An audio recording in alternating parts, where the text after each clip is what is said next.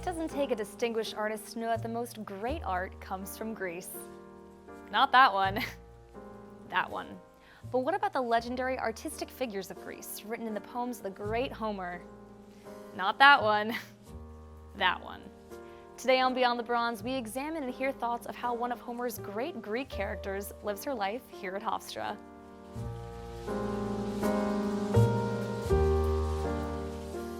Welcome to another episode of Beyond the Bronze. I'm Jenny Dove.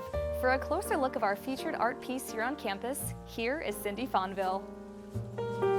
My name is Sydney Fonville, and I'm standing outside Spiegel Theater, which is the home of Briseis.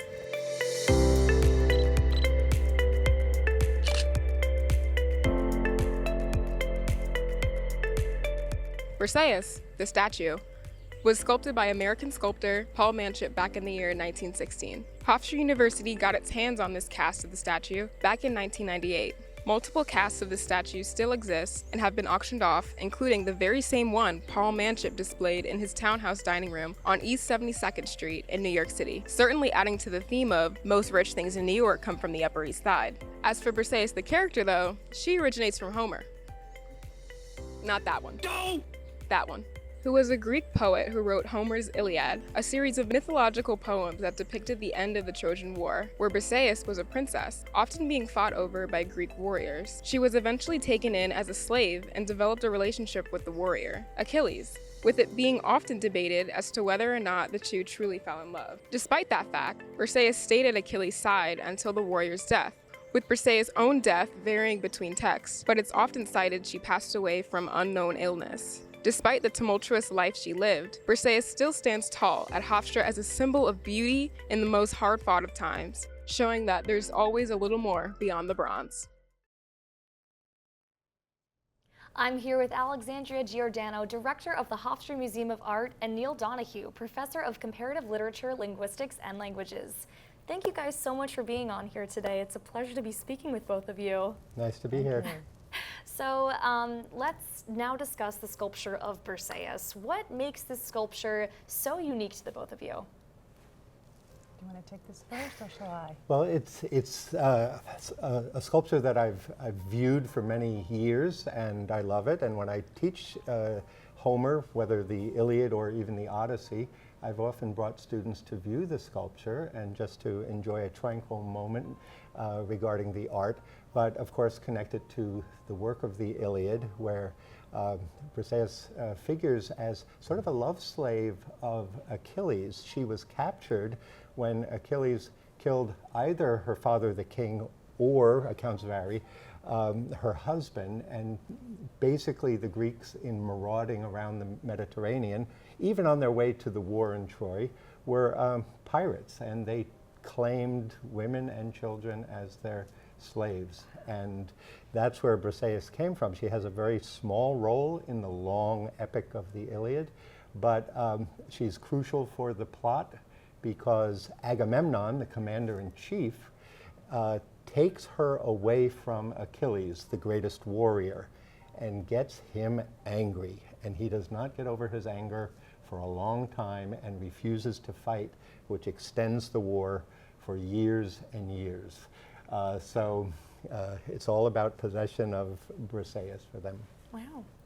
Yeah, and if I can add to that, it's just really important too that we have a sculpture by the acclaimed artist Paul Manship. He is a real forerunner, leader in American sculpture, well known for the large sculpture Prometheus at Rockefeller Center, or the bears that occupy space in the Metropolitan Museum of Art and Central Park Zoo, and also here on campus. But what Manship does is he elevates the status of Briseis by immortalizing her in this bronze sculpture, an almost life-size bronze sculpture, which was a method and a technique that the ancient Greeks revived from the ancient Near Eastern culture. So also using a really old technique to create her, but she's very modern as we kind of deal with women issues today. her story is really relevant. Yeah, and to jump off of that question, the piece we have here on campus is actually a reduced version of Paul Manship's cast. So can you explain how this cast we have here on campus was made? Yes, that's really exciting. And in addition to what you've already shared, there is another one of like this version in the National Gallery of Art in Washington, D.C., so I'm not sure if you're aware of that. So when an object is cast in bronze, many can be made using this technique. And the short version is this. First, you sculpt something in wax with great detail, so it's exactly how you want it to look in wax. Then you take plaster and you put plaster against that wax mold really tightly, and then you let the plaster dry. Once the plaster dries, you then heat that plaster mold and the wax on the inside melts. A little hole is usually left somewhere on that plaster cast so that it can then be tipped over and all of the wax can then be poured out of that plaster cast. Wow. Then bronze is heated to 1,000 degrees, which is very hot and dangerous to work with. Bronze is a combination of copper, tin, and other metals. It's then poured into this cast that was made. Once the bronze cools, the plaster is then chipped away, and what you're left with is the bronze casting. Yeah. So it's really a fascinating process. It's complicated, but it's also very ancient. Yeah, very fascinating. You know, a lot of students here call this sculpture a hidden gem on our campus. So we went around and asked a few students how they felt and how they knew about Briseis. So why do you think Briseis was installed here? What is that? Briseis, I think it's a very inspiring statue. Yeah. I guess to be an inspiration for women because there's a lot of men on campus. Very real. I'd say representation. Also, it's just like kind of boring over here. Just plants. So like maybe to add spice to our campus. I know I'm not supposed to ask women this, but how old are you?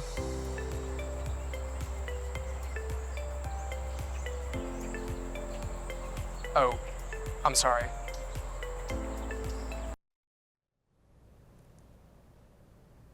Welcome back to Beyond the Bronze. Alexandria Giordano and Neil Donahue and I will face off to see who can best recreate the captivating horse from last episode.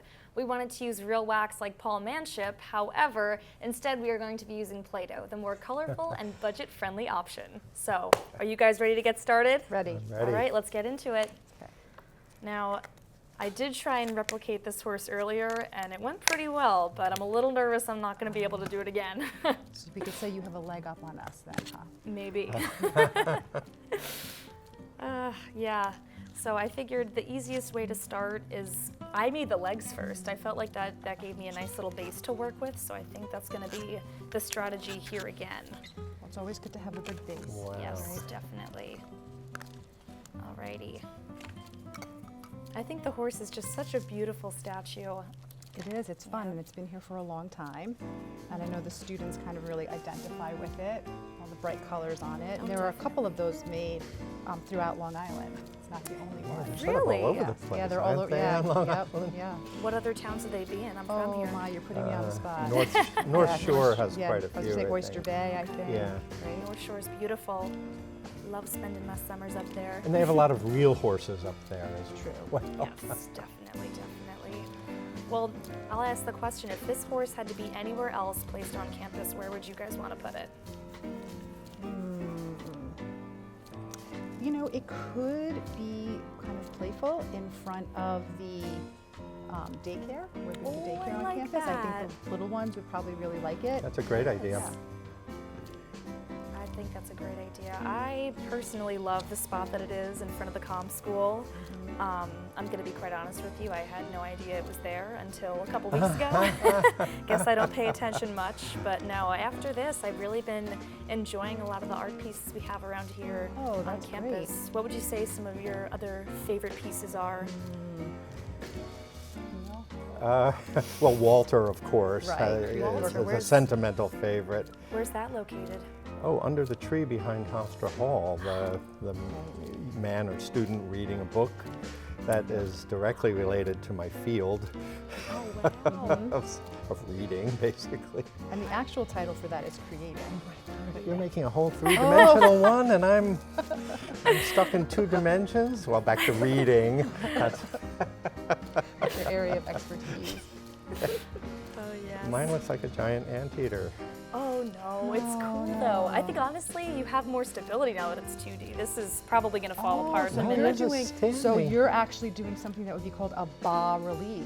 Yes, Right? yes, So I'm it's doing a flat bas relief. sculpture as opposed to ours Although that are it's- sculptures in the round, like many Yeah, of the see, ones that we this have would be on a campus. medallion Yes. somewhere. I still have to finish it. Ah. Well, it looks like we've got That's 20 actually really seconds good. left on the Look, clock, so we It better looks get cracking a little and more finishing. like a Oh, you know what? skinny I forgot elephant. to add a and then tail. That's what I Yes, gotta get add. that tail. Oh, I and got the- mane. Oh, I 10 got the seconds tail in left. there. Oh, okay. We do have over think that's the end of it. 75 outdoor sculptures And we are on campus. wrapped.